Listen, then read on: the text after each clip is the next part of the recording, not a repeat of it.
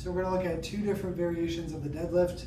I like when we're just coaching how we integrate good core stability or intra-abdominal pressure into a deadlift specifically.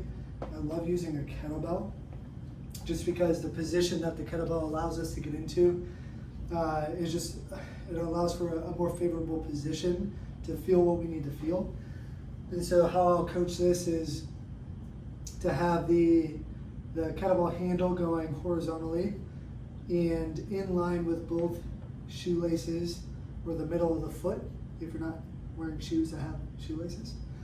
From that position, we're just going to go down and grab the kettlebell so that our elbows are touching our knees.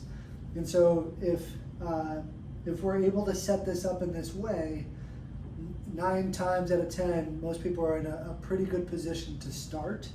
If this is uncomfortable or your hips get tight, then what we can do is kind of raise that weight up a little bit or just go a different direction completely. But for the sake of this video, position is handle to the shoelaces, elbows to knees, and then before we pick the weight up, intentionally take a quiet breath into the belly and feel your belly sort of push into your thigh. And actually in this position, you may even be able to feel good support pushing against the spine. So position, start to create a little bit of tension, take that breath in through the belly, feel and see everything kind of expand here. From there, we're just going to pick it up and go right back down to that same position. So with each rep, you're starting knees and elbows together, you're coming up, and then you're finishing with the knees and elbows together. The difference between the kettlebell and the barbell is that the barbell is going to have to be a little bit farther out in front of us than where we can place the kettlebell.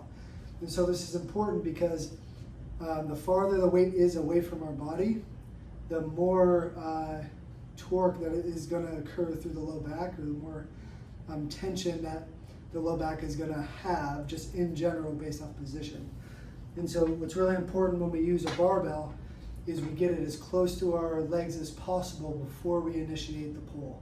And so same position, feet maybe just a little bit wider than hip width, hands grabbing the bar in a way that is wide enough so our elbows are going to be outside of our knees now.